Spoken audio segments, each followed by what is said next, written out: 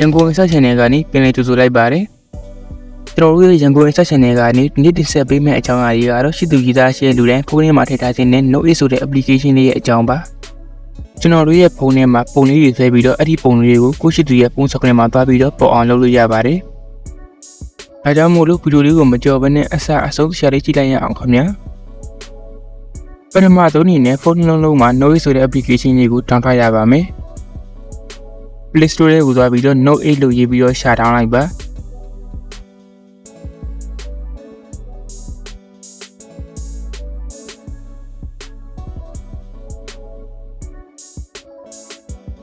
ဒီ application တွေကိုဖုန်းနှလုံးစလုံးမှာ download ပေးရပါမယ်။ download ပြီးတော့ setting လေးတွေချိန်ရရှိသေးတဲ့အတွက် software တွေကိုအတန်းဝင်လိုက်ပါနဲ့။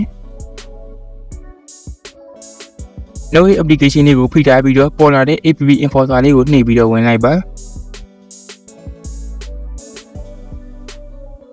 ပြီးရင်တော့ဒီမှာရှိတဲ့ permission တွေကိုထပ်ပြီးတော့ဝင်လိုက်ပါ။ပြီးရင်အောက်ဆုံးကိုဆွဲပြီးတော့ဒီမှာရှိတဲ့ display pop-up window ဆိုတာလေးကိုအဆက်လုပ်ပေးလိုက်ပါပြီးရင်ဖုန်းလုံးစလုံးမှာ software တွေကိုပြန်ဝင်ပေးလိုက်ပါ test ဆိုတာလေးကိုနှိပ်ပေးလိုက်ပါ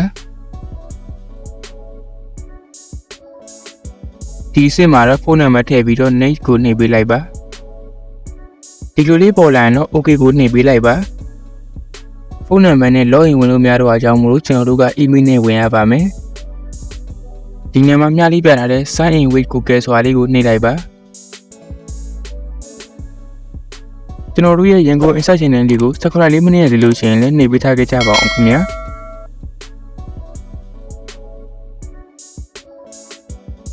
ပြီးရင်တော့ကျွန်တော်ရဲ့ဖုန်းထဲမှာရှိတဲ့ Gmail account ကိုရွေးပေးလိုက်ပါ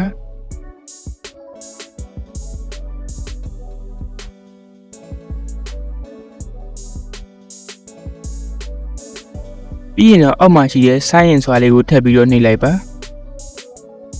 ပြီးရင်တော့ sign in with Google ဆိုတာလေးကိုထပ်ပြီးတော့နှိပ်လိုက်ပါ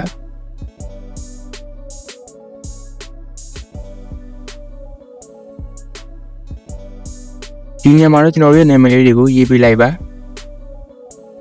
ရေးပြီးရင်အောက်က next ဆိုတာလေးကိုနှိပ်ပေးလိုက်ပါallow all the time ဆိုတာလေးကိုနှိပ်ပေးလိုက်ပါ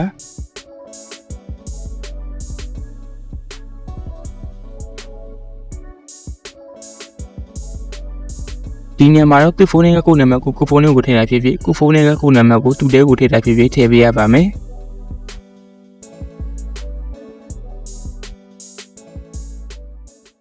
ဒီတော့ကျွန်တော်တို့ကကိုယ့်နာမည်ကိုကြည်ရေးလိုက်ပါမယ်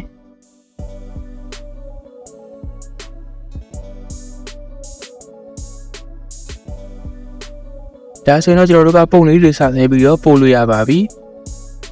ပြီးရင်တော့ကျွန်တော်တို့ပို့လိုက်တဲ့ပုံကပြဖုန်းရဲ့ဖုန်းစကွန်ပေါ်မှာပေါ်အောင်လို့စက်တင်လေးတွားပြီးတော့ရှင်းရပါမယ်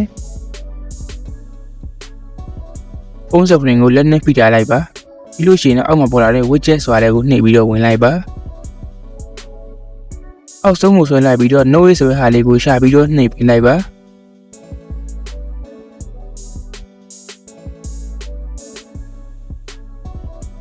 ဒါဆိုရင်တော့ဒီမှာပုံလေးပေါ်လာပါပြီကျွန်တော်တို့ပို့သမျှကဒီပုံမှာလာပြီးတော့ပေါ်မှာဖြစ်ပါတယ်ကိုဆွဲထားတဲ့ပုံလေးကိုပို့ဖို့အတွက်အောက်ကပန်းရံခလုတ်လေးကိုနှိပ်လိုက်ပါ